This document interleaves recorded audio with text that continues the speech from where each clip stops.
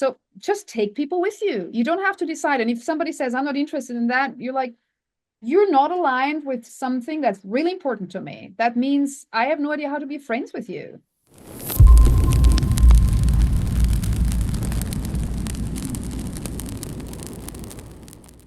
It's about, can you have it all, more or less? That's like the big framework. Because I look at you and I look at you and I feel like you're very successful, and then you have a family or you have a daughter, and you've done it. You have the business, you have the social life, as it seems at least. And I feel like I'm always struggling to balance that. I want to have a good career. I want to succeed in university. But I also don't want to let my friends down, have a relationship. And I'm always struggling to get everything, like to manage Hmm. everything.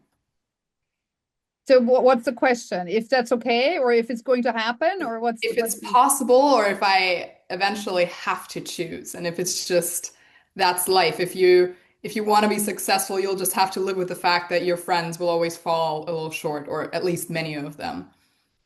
well, the thing is, that's a really beautiful question. And it's a question that I'm still pondering. And I came for myself to the realization that friends are not friends if they don't support my purpose. My purpose is so solid and it's carrying me through everything. And there is only one human being in this world that is more important, and that's my kid. But I try to never have to choose. So my friends and my relationships, I'm currently not in a relationship since recently. And I've always tried to make sure that everybody who's close to me, it doesn't matter if it's romantic, if it's friendship, if it's family, I've tried to involve everybody in the thing that I love to do most. And my kid, for example, she's with me. She's been, I don't know if you've been there when I took her to uni in, I think, no, that was a year ago, I think. No, no, I have not No, seen she it. had a day off from school. And I said, well, you're coming. And she sat there in the first row and she saw me lecturing at uni for the first Oh, time. And she was 13 at the time. Yeah, it's a year ago-ish. And so I try to show her what I'm doing. I'm having I just started kind of co-initiating, that's the right word. I just co-initiated a project in the United States. And the fantastic thing is that the person on the other end of the line, who I've known for a couple of years, but we haven't been talking for 2, 3 years. And I just reached out because I saw something he did on LinkedIn, and I was like, "You're doing that now? Can we talk?" And I reached out, and we set up, and we realized, oh, this is really curious between us. And we were like, okay, do we want to do this? Let's see. And then he said, who do you have to bring? I said, my kid. I said, okay, she's part of the team. I was like, wow, that's a rare thing to hear. But of course, in my field, it's it would be more likely. But I've also never heard somebody saying that. He didn't even ask how old she is. She could have been 3. But that is inclusion. And this is what you want to do. So you don't ever have to choose. Just make sure that the people you love what you do, and then you just inspire them to join, basically. And you might, I have friends who have totally different jobs. One of my best friends is an immunologist, one of the 25 best ones globally. And she's also in Vienna. We have kids at the same age that have been really good friends when they were tiny. They have nothing to do with each other anymore because they just grew apart. For us, it was like, how are we going to handle that? And we just handled it. It was like, well, we're still friends, whatever they do. And we have beautiful conversations that are also on the edge of her work and my work, although we do so different things. But when I grew into consciousness and embodiment work, um, she was curious because she loves me. So I took her into my programs, and she did a lot of stuff with me, like as a client. And she invested in my second company, and she invested in my third. This is being my third. So from the large ones, there were initiatives, but I'm just counting in the major ones. So even though we have nothing to do with each other in our daily jobs, we have so many interfaces in the reflection about things, etc. So just take people with you. You don't have to decide. And if somebody says, I'm not interested in that, you're like, you're not aligned with something that's really important to me. That means I have no idea how to be friends with you because you only want this part of me and not that. I want to be a whole human being. Just have the conversation. Can you love that too? And then what do you need to know to become curious? Just ask them and try to kind of pull them into what you're doing. And then some people you will leave behind, some people will walk with you. And I'm trying to cut a long story short here.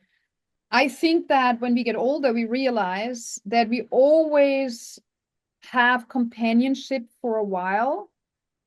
And it's very few people who are with you through your whole life. And I told that to my kid about half a year ago when she realized that this friend of hers is going to leave school, and she was worried that she would lose her as a friend when they're moving away, etc., etc. And I said, you know what, if she's a really good friend, she might just move back in 5 years. You never know. I know you're so young that you can't imagine that kind of length of a time. But when people are really aligned, you don't lose them, even if they feel gone for a while. And sometimes they're gone because it was no longer aligned. So the more important thing is do your thing and let people align with you. Then you get to have it all, because then you get to have your friends in it, and you get to have your relationship, your romantic relationship with it. My parents did everything I ever offered. Everything I ever did, they were a part of it. They still are in their way. They're now at an age where it's hard for them to participate at stuff, but I'm sending them recordings. I'm asking them, what do you want to know about that? Everything I do, I pour into my family. You get to have it all. You just have to make sure you do your thing so people can align with you. Yeah, I feel like it's really hard for me sometimes to accept that if people are not aligning with me, I can't make it work. I'm somebody, I always want to fix things. Ah, me And too. I and feel I'm you. like, sometimes I'm really struggling to just be like, okay, I tried and they won't do it. And so I just have to let them go. I feel like that's a really, really That's tough. really hard for everybody. This is Yeah. not an individual destiny that you're having here. I have to do that repeatedly. This is why I said earlier that I've shifted so much of my identity that I was asking people who they believe I currently am. Because with that shift, I lost so many people, and it was really, really hard for me. But I realized if I want to be this, what you just described, what you see, what you perceive, then I have to do it anyways. And if other people, or if people that I love can't connect with that, then I can either make myself smaller to keep them, or I can be so happy with what I'm doing that I'm inspiring them to maybe join. And it didn't work out in all cases, but I have two cases where I'm like, these people are much more further away than they already were, but I'm pretty sure they'll catch up at some point. I'm positive, actually, talking about faith. It's funny, I just recently did that, I think subconsciously. At my work, there were two people are leaving because they're just going for a different path. And two friends of mine in university, I'm not there as much because I'm working. And I haven't seen them in quite a while, but I love both of them. And so I just asked at work and I asked them if they want to join the team. And now they're both going to start working at Oh, my fantastic. firm in fall. So it's funny because that's just exactly what you just mentioned. And it makes so much sense, but I just did it subconsciously. I didn't think about it that way, but I Yeah, know it's going to be the case as well. yeah. Beautiful. It's beautiful if it's already happening. You just, you know what you do intuitively well, just do it skillfully and consciously. Next time you have that, you're like, okay, I love this person. I always try to drag people who I love into my vortex, I want to say. As in, this is a fantastic place to be. Come closer. Come on. It's so great here. And then, you just, and some people are like the cat with the water, but I would have to be somebody else. There was, I will try. You're not set in stone. And if you talk with people openly, usually they find it Mostly they find it intriguing. Sometimes they're stalling because that would mean they would have to leave their old reality. And people sometimes are scared. Often they're scared to do that. And and sometimes they just take a while.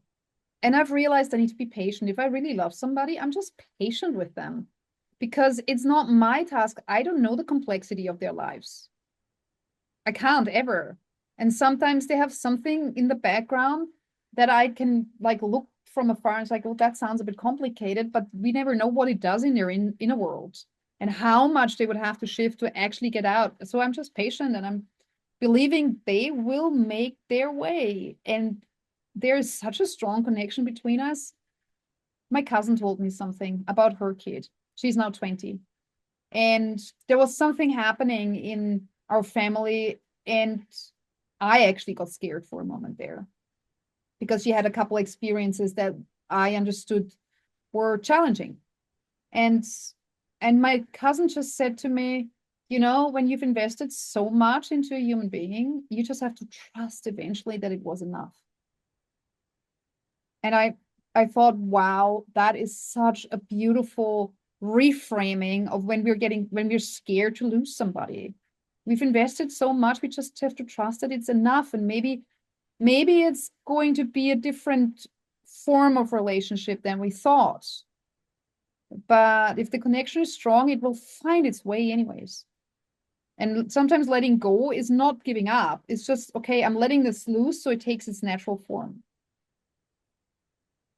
Oftentimes people also, I feel like, need that. I feel like if you're clinging on to someone too much, then they naturally try to pull away. Yeah, totally. No comment. Yeah.